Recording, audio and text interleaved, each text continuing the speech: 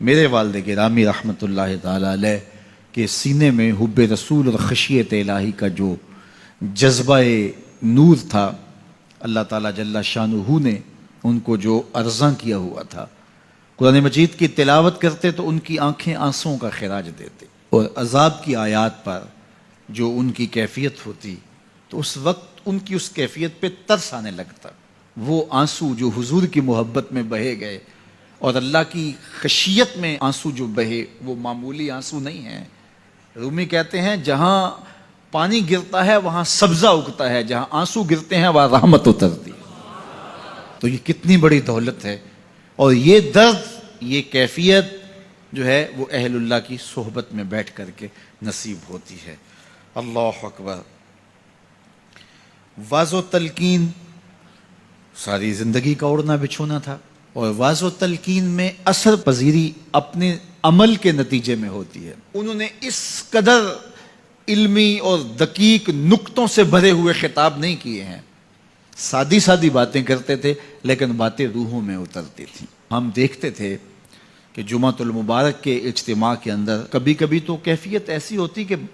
وہ ہم بالکل اس وقت بچے تھے، وہ کیا کہا تھا انہوں نے اور اس کے نتیجے میں وہ کیفیت پیدا ہوئی یہ تو ہمیں یاد نہیں ہوتا، لیکن اس کیفیت کی اثر آفرینی روحوں میں اترتی، اور ہم چھوٹے بچے ہونے کے باوجود بھی جو ہے وہ عجیب اس کیفیت میں، اس رنگ میں ڈوب جاتے جو کہ پورے ماحول کے اوپر رنگ طاری ہوتا، اور لگتا ہوتا تھا، مجھے اچھی طرح یاد ہے، ایسا لگتا ہوتا تھا جس طرح مسجد کی دیواریں بھی رو رہی ہیں اور آنسو بہا رہی ہیں۔ یہ کیفیت جو ہے وہ اللہ تعالیٰ جل شانہ نے ان کے لہجے میں رکھی تھی، اور اللہ نے ان کی زبان پر وہ اثر کا رنگ رکھا ہوا تھا۔ عجز و انکساری، ایک عجز وہ ہوتا ہے کہ جو انسان کی صرف زبان پہ ہوتا ہے، میں بڑا عاجز ہوں، لیکن وہ ہوتا نفس الامر میں متکبر ہوتا ہے۔ اس تکبر سے بچنا چاہیے کہ جو لفظوں کی حد تک عجز ہو لیکن رویہ اس کا متکبرانہ ہی ہو، لیکن میں نے ان کو حقیقی طور پہ عاجز پایا ہے۔ عجز اور انکساری ان کی طبع کا حصہ تھا، انہوں نے اپنے اوپر عجز کو مسلط نہیں کیا تھا، اپنے آپ کو عاجز رکھنے کی کوشش کرتے تھے، ایسا نہیں تھا۔ ہاں، اپنے آپ کو عاجز رکھنے کی کوشش یہ بھی محمود ہے، لیکن وہ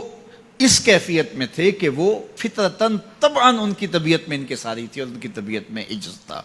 اور اللہ تعالیٰ جل شانہ کو عجز بہت پسند ہے۔ یہ باتیں میں آپ سے وہ کر رہا ہوں جو میرا صرف وجدان ہی نہیں کہتا بلکہ جو میری آنکھوں نے جس کا مشاہدہ کیا ہے۔ اچھا، میرے والد گرامی رحمۃ اللہ تعالیٰ علیہ اللہ سے بہت زیادہ ڈرنے والے تھے۔ وہ ہمیں بار بار اس بات کی تاکید کرتے تھے کہ میری قبر پکی نہ بنانا اور کوئی عالی شان مزار نہ بنانا۔ اس بات پہ زور دیتے تھے کہ میرے بعد جو ہے وہ میری کرامات کو نہ بیان کرنا، ایسی گھڑنے کی کوشش بھی نہ کرنا۔ ہم نے اپنے والد گرامی کی قبر تو پکی نہیں بنائی، لیکن ان کے فکر کو پختہ کر کے تھاما ہے۔ ہم نے ان کا عالی شان مزار تو نہیں بنایا، لیکن یہ مرکز مصطفیٰ ان کے مزار نور پر جو کہ کچا ہے، رحمتوں کے نزول کا سبب اور ذریعہ ہے انشاءاللہ۔ تو قبر کچی ہے لیکن ان کا پیغام پختہ کیا۔ تو یہ بہت تاکید کے ساتھ وہ بات کیا کرتے تھے اور بڑے زور کے ساتھ یہ بات کہتے تھے، اور میں بھی بار بار یہ بات اس لیے بیان کرتا ہوں تاکہ میرے ماننے والوں اور محبت کرنے والوں اور بالخصوص اولاد جو ہے وہ اس فکر کو اچھی طرح سیکھ لے کہ انہوں نے کیا کہا تھا اور اس فکر کو کس طرح پھر اختیار کیا گیا، اور آگے ہم نے اسی فکر پہ گامزن رہنا ہے۔ میں مر کے بھی زندہ ہوں اہل وفا کی محفل میں، میری محفل میں آ میرا مزار نہ پوچھ۔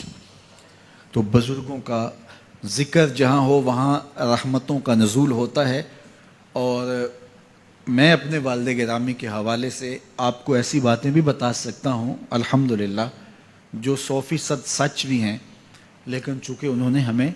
ایسی باتوں کو بیان کرنے سے منع ہی کیا تاکید سے۔ مجھے اچھی طرح یاد ہے کہ میرے والد گرامی بعض اوقات میں درس قرآن سے آتا تھا تو یہ مجھے کہا کرتے تھے کہ لوگوں سے پیسے تو نہیں مانگتے؟ تو میں کہتا کہ ابا جی میں آپ سے وعدہ کیا ہوا ہے، کیسے مانگتا ہوں؟ وہ بار بار کبھی کبھی 10 دن بعد کبھی مہینے بعد بھی ایسا ہوتا،